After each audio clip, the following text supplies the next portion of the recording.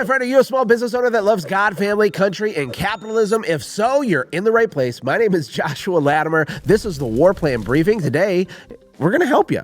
We're going to help you by giving you 6 ways to multiply your motivation. Who knows that small business is a game of the feels? It truly is. Now, we want to try to get away from that a little bit, but it is, man. It's an up and down roller coaster ride, sometimes referred to as a nightmare circus. Or I saw an interview with Elon Musk, and he said, starting a company is like eating broken glass and staring into the abyss. Did you guys ever see that? He meant it.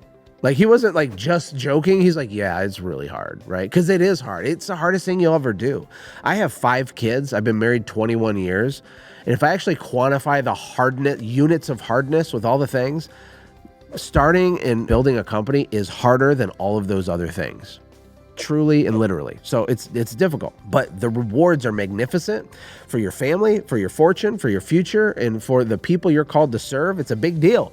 And who knows what could happen if you can find a way to stay motivated, which we'll talk about some of the ways to do that. If you can find a way to be consistent, even when you don't feel like it at all, if you do that for an extended period of time, the result could be crazy. I was with Will, who's my studio manager over here, and we were watching some TikToks about a month ago, I think, and we saw a TikTok about the story of JW Marriott Hotels. And it was this husband and wife. I think they started like a root beer float stand or something, like some kind of small food business. Then they started another one, and they eventually got into hospitality.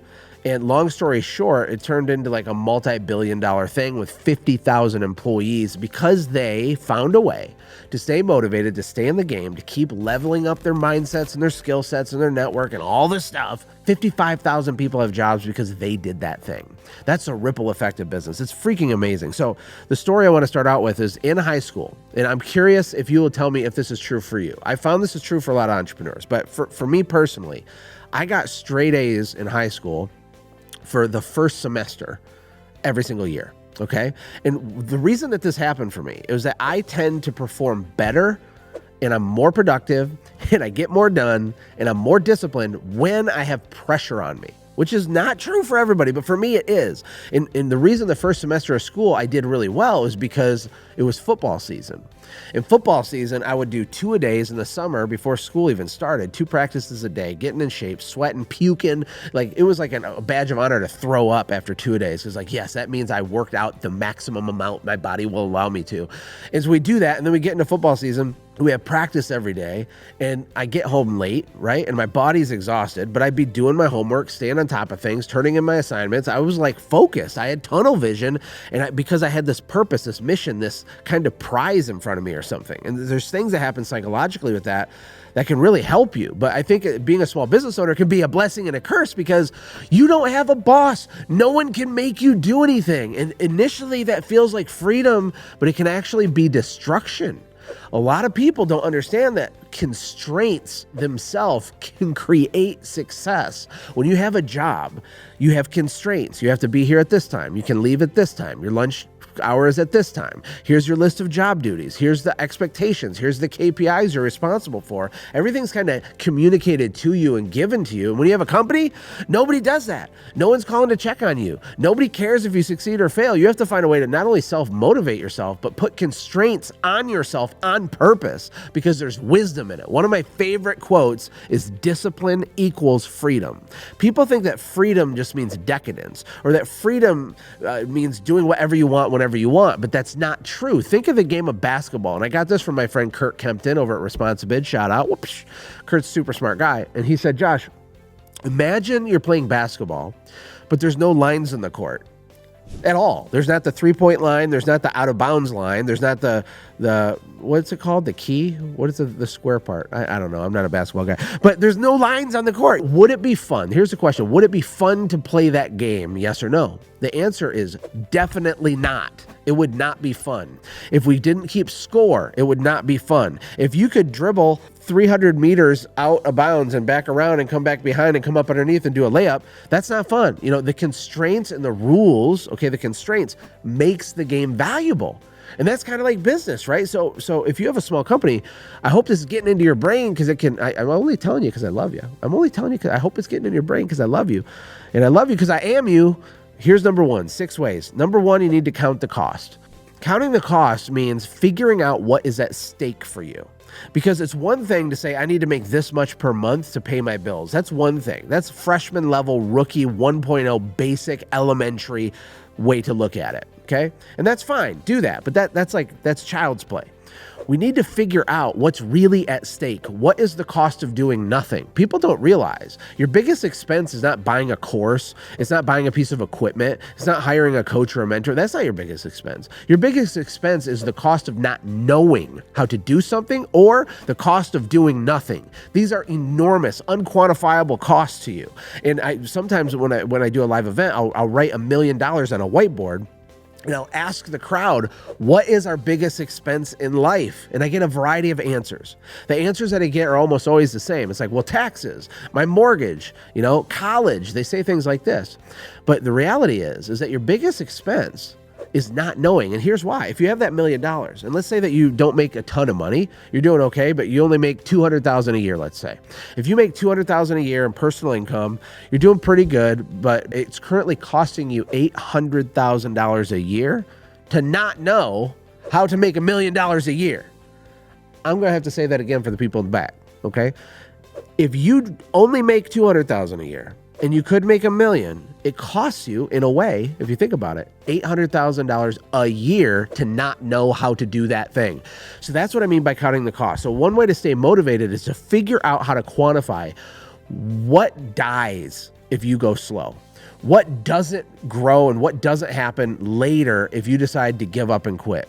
If you don't move faster, if you don't do the things that scare you, what happens? How many jobs are not created? What happens to your children's inheritance? The Bible says that a wise man leaves an inheritance for his children's children. It ain't even 1 layer deep. It's 2 layers deep, baby. It also says that someone who doesn't take care of their family is worse than an unbeliever, right? Providing for your family is awesome, but we need to go children's children level. We need to maximize, grow, and expand everything we can. And one way to stay motivated so you can stay on the track is to count the cost. What is at stake if you don't do anything? Number 2, the second way to multiply your motivation is to increase the stakes. Raise the stakes. How do you do that? Well, there's like lots of ways to do it, but it's by stepping out in faith. It's by signing the lease on that building you should have, but you've just been a coward to do it. It's by hiring the employee before you're ready, right? It's by doing these things that make you want to throw up in your mouth a little bit, but you've thought it through, it's logical. That it makes sense. It just scares you. That's how you increase the stakes. When I did better on my grades during football season, I also did better in my business when other people relied on me for a paycheck. Isn't that interesting? Isn't that interesting? You see, it's one thing to not pay yourself on Friday. It's a different thing when a whole bunch of people are staring at you like, bro, you're supposed to pay me on Friday. You didn't. That puts this positive pressure. It puts a constraint on you to figure it out, to solve the problem, to go faster. It motivates you. It's a natural motivator. So increasing the stakes could mean different things to different people. But what you want to do is intentionally, in a positive way, box yourself into a corner a little bit so that you have to achieve the result to get out of it. Because chances are you will. You're capable of far more than you think you are. You just don't know it, right? Okay, number 3, the third way to multiply your motivation is to externalize it. You got to remember, and this is really hard for small business owners, that it's not about you. It's not about you. And I forget this. Look, I'm not on a high horse with any of my videos on YouTube. I'm not perfectly living all of this stuff all the time, okay? But it's still true, okay? It's not about you. That is a fact. It's about your customers. It's about your staff. It's about your family. It's about other people. It's about the impact, the ripple effect, the contribution you're going to leave to the world. That is the thing that matters. And your personal satisfaction and happiness is like a complete afterthought. If you want to change the world, everything has to be about the mission and the movement and the mandate and everybody else you're called to serve. And your happiness isn't as important. It doesn't mean destroy yourself and beat yourself up. No, take care of yourself. Love yourself. But it's not about you. And too many small business owners are hugely selfish with all of their time, all of their resources. People say they don't want to make a lot of money when in reality, they're just scared. They act like people that are trying to do big things are somehow bad. Well, there's more to life than money. The only reason half the people say that is because of their own fear and inadequacy, their own ego, not wanting to get exposed because they're a coward to go do it for themselves. The reason I want to make all this money is to give away $100 million to orphans and widows and Christian missionaries. And I'm talking the weird Christian missionaries. Comment below, I'll tell you what that means. And I want to fund that. That's what I'm trading my life for, right? So what do I mean by externalize your motivation? I'm going to show you an actual example. You ready? This is one of the books on my bookshelf, okay? I've had this for like 5 years, maybe 6 years. I've had it a while, back from Michigan. And this is a tiny little book that I made for me. I didn't make it for you. I didn't make it for anyone. There's only one of them. I went on like Shutterstock and I like compiled all these pictures and put it into a book, printed one copy for $30 or whatever it cost, shipped it to myself, and it sat on my desk for 4 years. And what it is, it's about orphans. I told you externalizing your motivation means it's not about you. And this is a visual representation that it's not about me. Let me see if you can see some of these pages here. We have, you were made for more, they need you. By the way, every word in this is me writing a message to myself to externalize my motivation, okay? So when I'm feeling sorry for myself, I'll get up and go to work. It says sell more, build more, grow more. What does it say on the next page? It actually just has pictures of orphans on the next page. Okay, let's go to the next page. It says Joshua, get to work. Can you see that?